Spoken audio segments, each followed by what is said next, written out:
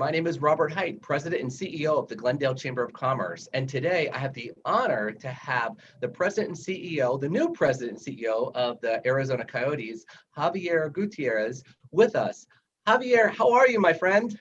I'm doing well, Robert. Thank you so much for having me. I'm very excited to talk to you and very excited to connect with the Glendale Chamber and all its wonderful members. Well, thank you. We've had a long-standing partnership with the Arizona Coyotes. You're right here in our home community. You're in our backyard. You're part of the Glendale fabric of the community. I thought we could start off, for those that may not know who you are, tell us a little bit about yourself. From my reading and getting to know, I believe you were born and raised in Guadalajara, have went to Harvard. Maybe those are just two of the things, but I know there's a wealth of things to share about you, in addition to being the first Latino president and CEO of a National Hockey League. So tell us, who is Javier?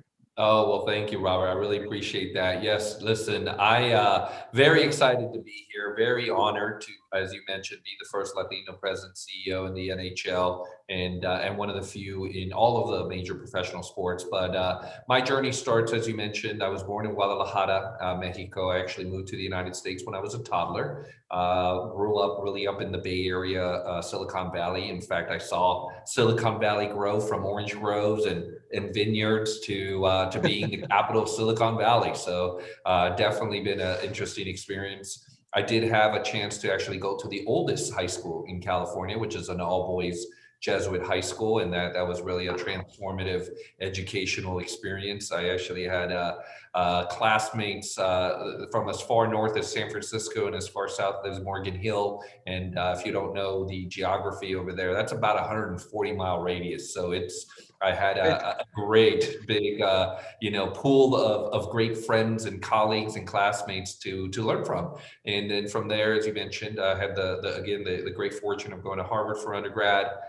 Started on Wall Street thereafter. I actually went to Harvard thinking I'd be an elected official, and then I actually then went to go work on Wall Street after getting pushed by a mentor of mine to do so, and realized I really liked being in the deal making space, and that was sort of transformative.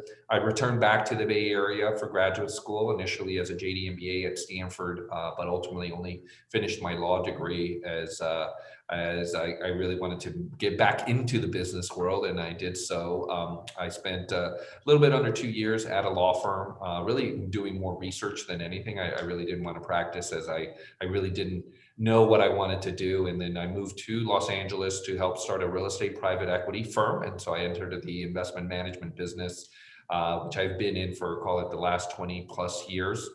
From there, I did join the holding company of Alex Morello, the owner of the Coyotes. And so I was business partners. I worked with him, for him, alongside him. And he's not only a friend, but obviously a business partner and someone who I look up to in terms of a business inspiration. And but I did move on, and I went to go work at a private equity firm, about 25 billion of assets under management. I was there for 3 years. It was called Clear Lake Capital Group, based in Santa Monica. Had an office there on the beach. And I was working actually with my roommate from Stanford, who had started the firm, has been quite successful. And so we had constantly talked about partnering together.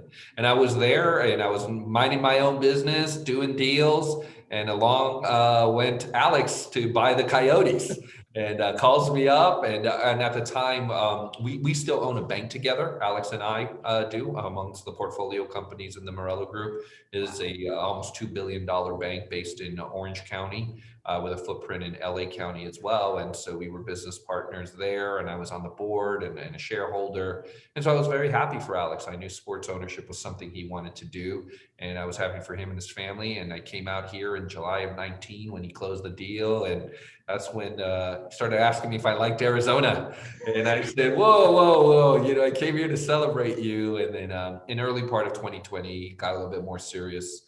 And it was an exciting opportunity, and it was something that really resonated with me. both from the business side, which I'm sure we'll talk about, but also from the perspective of making a difference. You know, sports has this unique power to inspire and to engage and to convene. And where I was at in my life, and Alex knew this because he went right to it in pitching me to move my family to Arizona. He knew that that really resonated with me, that being there and not just being the head of an organization, but head of an organization that really strives to be a difference maker. And that's the ethos that I've brought to the organization. Very excited to be here. And truth be told, very excited to inculcate myself as well as the organization into the business community. So you can tell we're business folks. I come from a non-traditional sports background, but certainly a lot of diverse experiences in business and investment and in finance and in banking. And so to me, talking with your members, being engaged with chambers, being engaged with enterprises that are there to really expand economic opportunity and is really exciting for me. And it's been something that I've put at top of mind of what we want to be as an organization.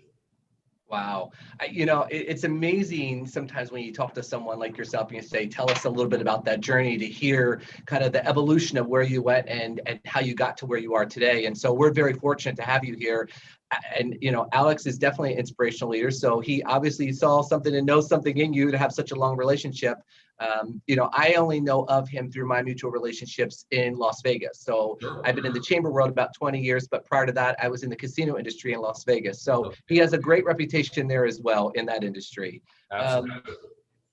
So one of the things I think is interesting, since you came on board, I've noticed a distinct positive difference in how the organization and franchise is engaging, building relationships, connecting. Not that it wasn't before, but it's gone to a new level under your leadership, which is pretty remarkable, because sometimes some communities you don't see the sports franchise engage in the community at the level that you all are looking to do and have started off. So kudos to you for that vision, because it's already felt in and throughout the community. I can tell you when I'm talking to businesses and partners we have, they're feeling it as well, that something's changed, and it starts at the top. So it certainly starts with you.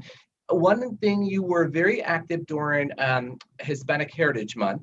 And so what were some of the things that you did to reach out during that month, but that you're focusing on in that outreach? Sure. Well, I've said this and I've stolen a line from the great Wayne Gretzky, that we're going to go to where the puck is going, and we're going to look at not only super serving our incredibly rabid fan base, which this has been, and we can talk about how just an incredible hockey town really this is. And so I've been very blessed to actually see that. But I also want to go to the Coyote fan in waiting, right? These non-traditional communities, and really welcome them and really be intentional about our outreach to them, and really be authentic and really be innovative. And so one thing that we did during Hispanic Heritage Month, which we're hoping to replicate amongst other non-traditional communities, is we first and foremost actually went to the businesses. And obviously we're in the middle of COVID, this economic and health crisis that we've been living through. And we said there's all of these Latino-owned businesses in this community that could really use us amplifying who they are, the incredible ownership, primarily family-owned businesses. And so one of the things that we did that was innovative is we did a website, an app, a real effort and campaign to bring together our sponsors and these restaurants and also consumers and clients for those restaurants. And I really enjoyed it. I thought it was really innovative. I thought it was really thinking outside the box. And I think it really showed what, and I appreciate the kind words, but what we're trying to do here, we are trying to be a value-add business partner. We are trying to be a community leader, and we're trying to do so in a very innovative, outside the box way. And that was a real great example of doing that. We're hoping to do a lot more with other non-traditional communities and really anchoring with business. I mean, as you've heard, I'm a business person. Alex Morelos certainly is an entrepreneur and business person. And so we see ourselves in the same situation as your members, right? We're a business based in Glendale, Arizona. And we may be in professional sports, we may be an NHL team, but at the end of the day, we're also a business. And so I think we can certainly be a convener for problem solving for other businesses. And we're excited about that.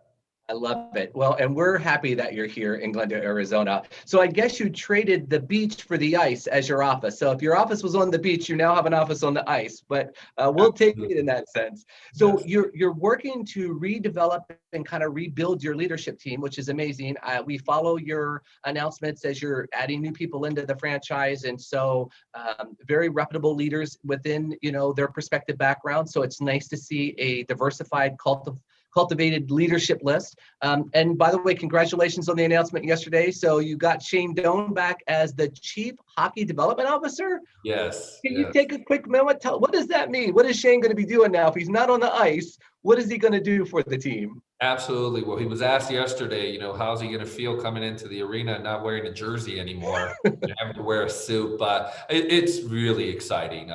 Shane was one of the first people to actually call me when I took this job. I never knew him. I hadn't met him. And it really showed just the incredible human being that he is. And he truly is beloved in this community. He's truly an icon. And I was just honored with the opportunity to give him that offer. And I really, really applaud Alex Morella for the vision to do so.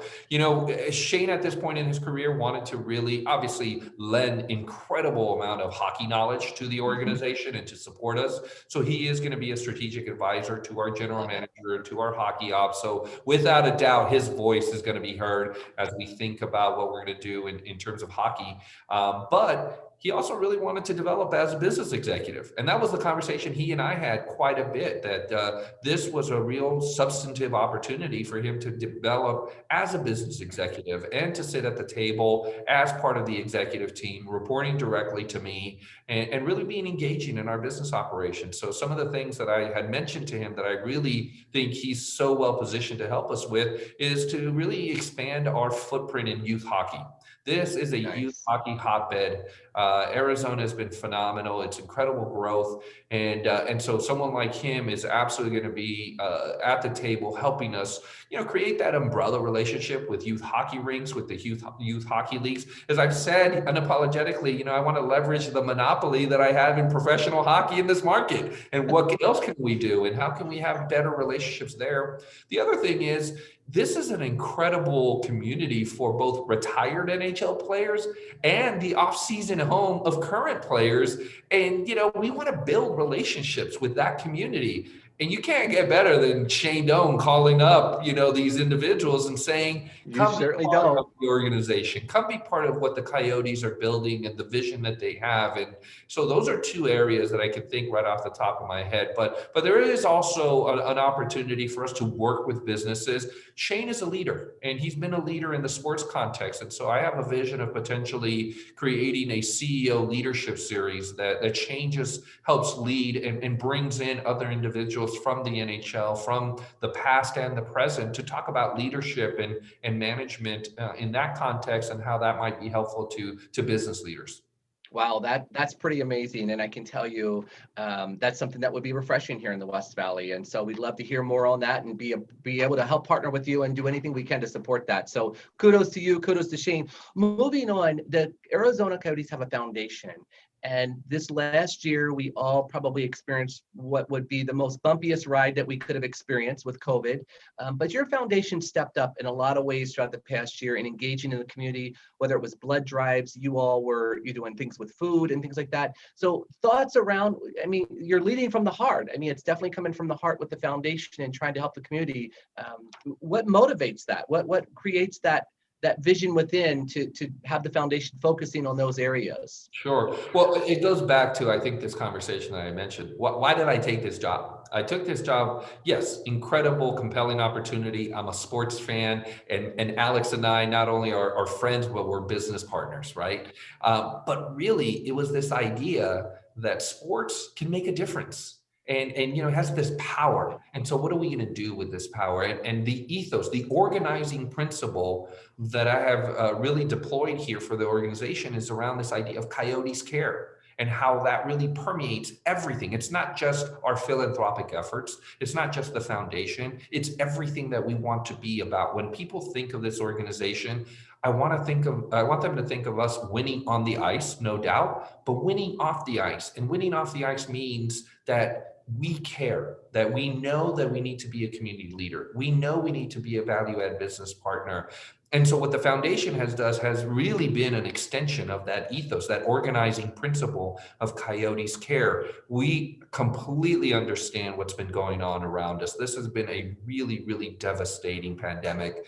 And we thought it was incredibly important for us to be very present, very active, and especially right here in our, in our home community, in our immediate region. And so we definitely spent a lot of time looking at how we could be helpful, utilizing Gila River Arena as a facility. As you know quite well, we turned it into a voting location, which Absolutely. I was really proud of, in large part because it came from my team members. They're the ones that said, let's do this. Let's be civic leaders. And then obviously we've had a number of blood drives. We've had a number of food drives. And so we've really, really tried to be a value add partner to the community and try to say, what can we do to help folks during this difficult time? And that's just going to be part and parcel of who we are. That's not going to be a shot in the dark and a flash in the pan, as they would say. This is what we're going to be about. We are very grateful to be in professional sports. We're very grateful to be in this growing community, and we want to be a leader.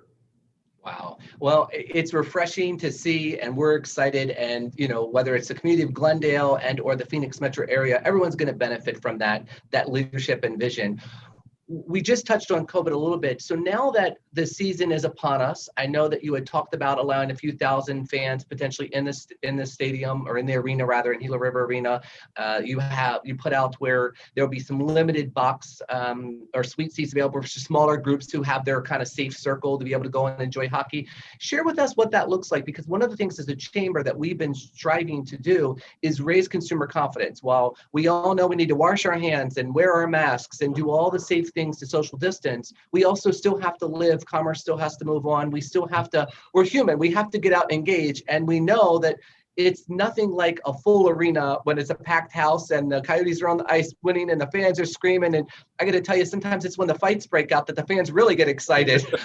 I don't know what it is, but in any event, it's going to look a little different, and that's okay. But the nice thing is the experience is still there, and you all are doing a lot of things to raise that confidence. Can you share what that's going to look like for us? Sure. Well, I'll make that first comment, which is we've never shied away from the fact that health safety is our number one priority, both for our team members, our players, or everybody involved with the organization. And that has always and will continue to be top of mind for us. But as you mentioned, we can't eliminate the risk of this pandemic. We have to try to manage it and mitigate it. And we have to try to continue as a business, as a sports franchise. And so we have been working on this for many months. We've been working with the city of Glendale, who ultimately was the one who gave us the permission to bring back 25%, which is approximately 3,400 folks in Gila River Arena, and worked with the county and the health officials at the county, at the state level, and obviously with the NHL league office. I have about a 4-inch thick binder of protocols that have been going back and forth from the league office. And what we've done has been just a comprehensive approach. It starts obviously with the facility, which is managed by ASM Global, which manages over 300 facilities worldwide. So they have this venue shield protocol, which is really exhaustive. It's all about sanitation, about circulation, about 100% mask usage all the time. So it's a really, really comprehensive facilities management approach, which we feel very, very confident in. And then we've utilized technology. The other thing about being innovative is trying to be tech enabled. And so it starts with our mobile app, Venue Next, which is everything is contactless and digital.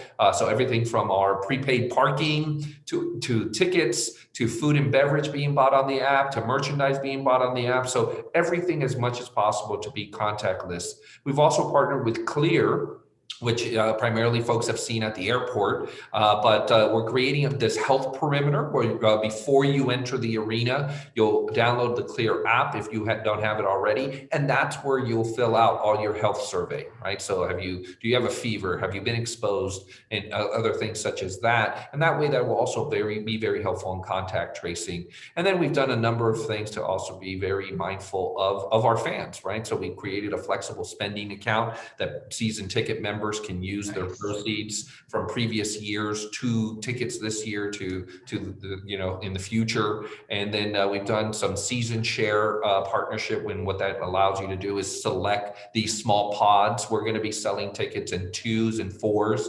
And then we have this very innovative thing that I would love your members to really consider, which is our mini suites. We're going to have 4 and 6 person suites. We have a number of suites, as you know, in this arena. It's one of the larger suite numbers of any arena in the NHL. And we think this is just a great opportunity to, in a safe environment, expose corporations and business owners that may have not thought that suites were for them to actually try it. And we think that there's a great opportunity there to really introduce them to that suite level of experience. And so again, first and foremost, it's going to be about health, but we are excited, and we know that we need to keep moving forward. Again, we're not going to eliminate the risk. We're going to try to mitigate it and manage it, and we're going to try to have fans in the stands really have a wonderful experience and cheer on this team. This is our 25th anniversary that we're going to have this year and next year, so we can give everybody the full experience. But it's exciting, and we're very, very excited to do this, and very confident that we have put together a comprehensive approach to really make people feel safe. It really is. And I think the more that all of us can do to raise that confidence, and leaders like you and organizations like yours that are setting the example, you're raising the bar and also publicly addressing these safety protocols and things like that to let everyone know the importance of this and the magnitude. So really, thank you for your leadership on that, because we know that this has been a controversial issue for a number of months, but when community partners like yourselves are the leaders of it and walking that walk, it does help make a difference. I know we've had you for a few minutes, so bear with me just a few minutes more. I don't want to go too far over your schedule, but one of the other questions I have is, and I think this is probably of importance to you from what I've gotten to know, is diversity, inclusion, equality as it comes to the Arizona Coyotes. I know that there are organizations that talk about those words, but what does that really mean to you as the president and CEO, and what do you hope to see with relation to that and the Arizona Coyotes? So diversity, inclusion, and equity is clearly something that's core to our business model. We think fundamentally you make better business choices when you have diverse voices at the table. It's been something that I've been very focused on throughout my career, to not only see diverse folks that are at the table in decision-making positions, but really to utilize our platform to expand opportunities and do so, by the way, also as an engine of economic activity. And so we've looked at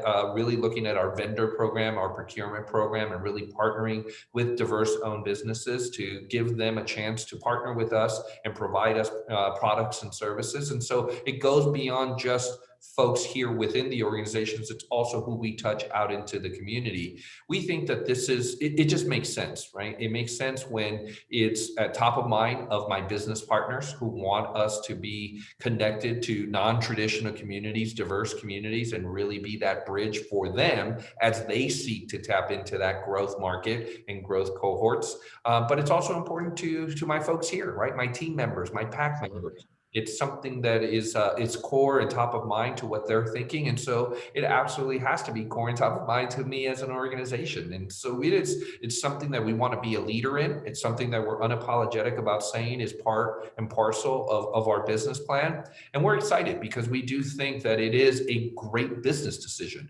It's not just the right thing to do from a social and moral imperative perspective, but it's the right business decision. And so for us, it absolutely fits in terms of who we are, who Alex Morello has been his entire career, his entire life as a trailblazer in a number of settings. You mentioned the casino space. You know, he owns casinos in Vegas and in Reno, in Nevada. And he's one of the few Latino owners of any casinos across the country. And so he's never shied away from that. I certainly have never shied away from it in my career about that being important and that being core to who we are. And we think it makes us a better business and a better business partner. I agree. I could not agree with you more. I took over the leadership of the Glendale Chamber about 7 years ago, and we put diversity, inclusion, and equality as part of our core of who we are. And so having other partners and leaders in the West Valley do that, our demographics are changing and they continue to change, and there are underserved parts of our community not being represented. So having other partners like you helping to drive that message is vital, because that's our strength. And we really need to focus on those things, and it's a positive. So thank you so much for that. We probably could go on all day long. There's probably more and more to talk about, but before we close out, is there anything that I didn't ask you about, or something that you want to share from the desk of Javier or around the Coyotes that we didn't talk about?